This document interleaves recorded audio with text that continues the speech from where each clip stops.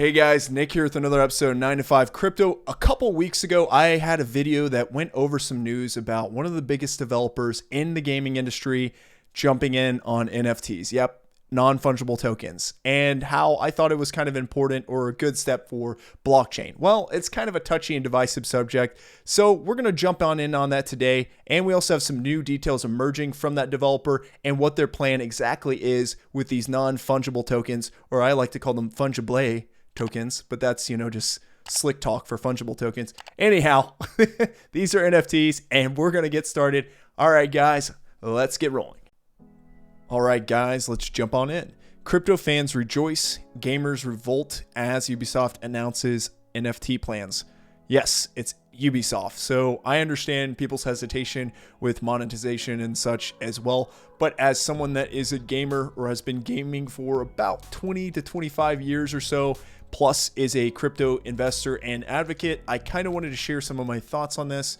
If you're not familiar with what NFTs are, in a general sense, they're non-fungible tokens, meaning they're non-replicable and they're tied to associated IDs basically on the blockchain, and it can be associated to a specific person, aka a specific account, and so on. But that NFT itself can be transferable from one account, one person on the blockchain to another person's account, so then they can obtain ownership of that NFT. But let's jump on into the story.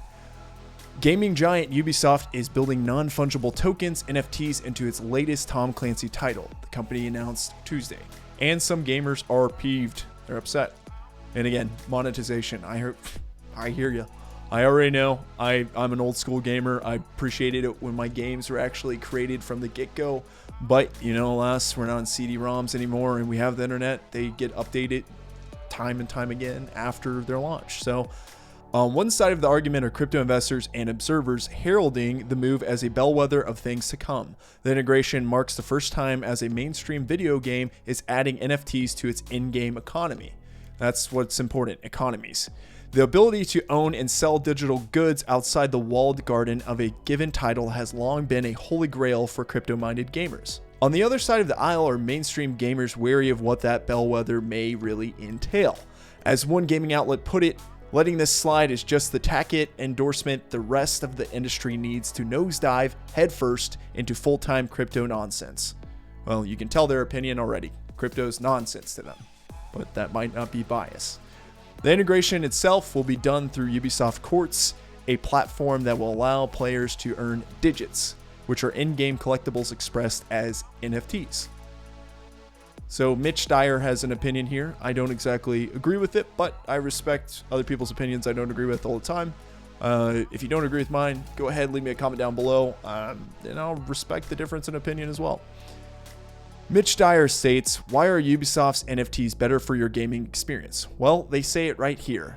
Item has number on it. Number belongs to you until you sell it to someone else, and then it belongs to someone else.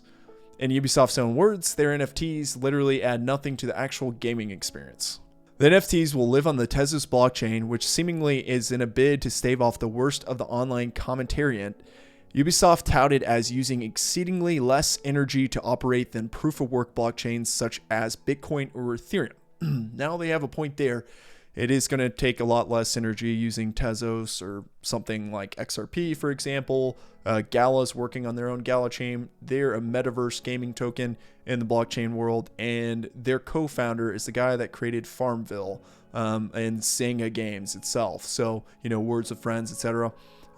Pretty cool project. I have a deep dive on that already. If you want to check it out, I'll leave that in the comments below, but I'm going to be talking about them more in the future, and I have some surprises for you probably this Friday about them. Anyhow, Ubisoft Quartz will launch on December 9th in the US, Canada, Spain, France, Germany, Italy, Belgium, Australia, and Brazil. The company is releasing 3 collections of digits for free to reward the platformer's early adopters. Pretty cool. Those are, free things that will have value outside of the game. Could be US dollar value, right? Those could potentially go for $1, $10, $100, $1,000, who knows?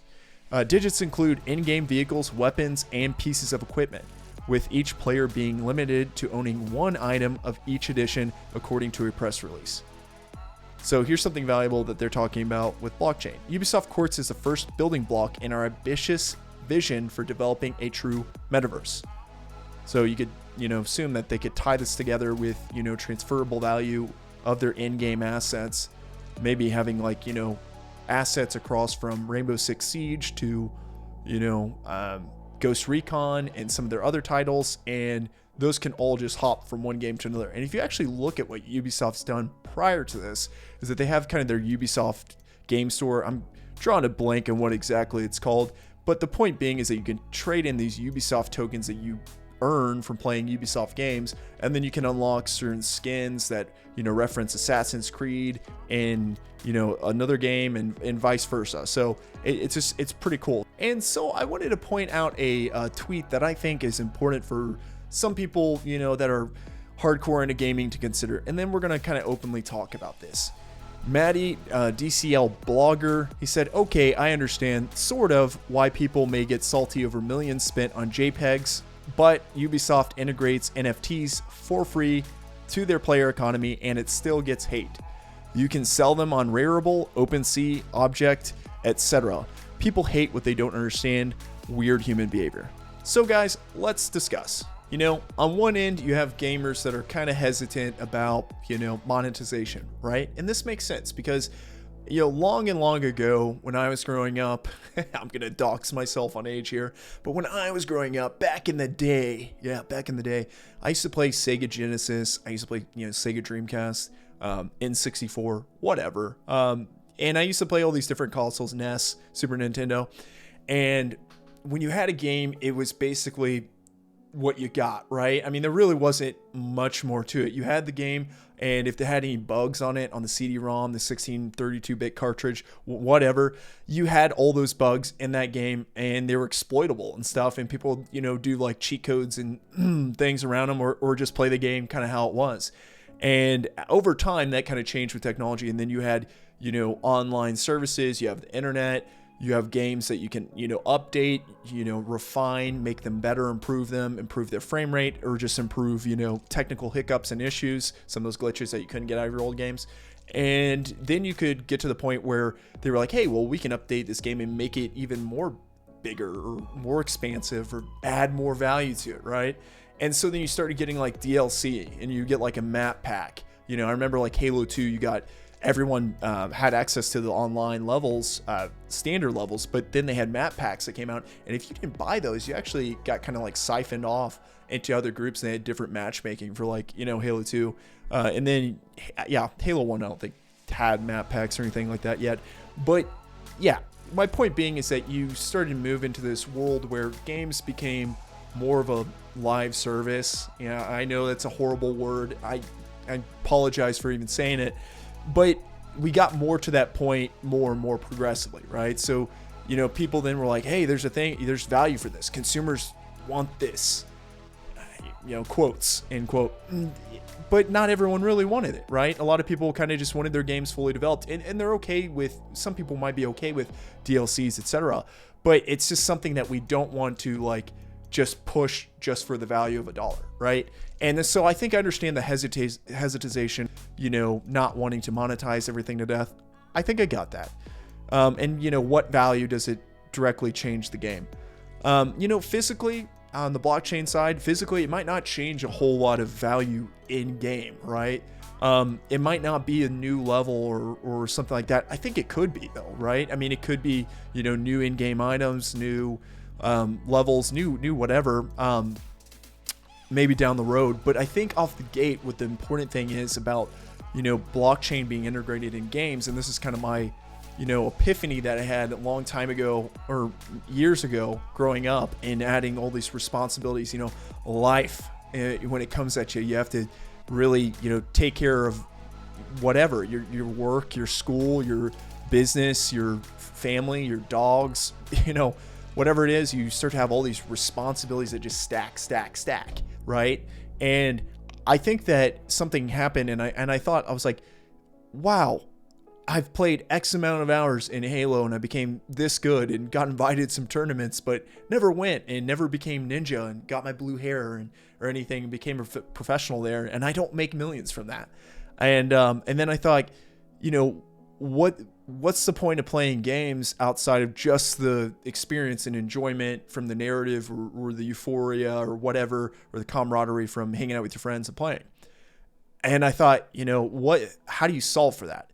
And then I kind of got into blockchain, and I started thinking about, blockchain games. I heard about GALA games, and this kind of epiphany hit me, and it was like, okay, holy crud, or holy crap. I don't know if I'm allowed to say crap here.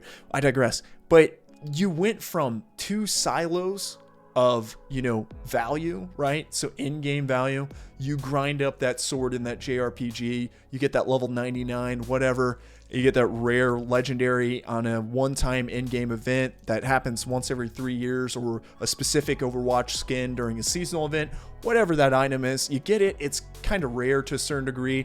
Maybe some are more rare than others, but you have nothing to show for it outside of that. But now with blockchain, you do, or you can. And I think that that's where the value is. It's the transfer of value between two, valuable economies, right? In-game economy, out-of-game economy.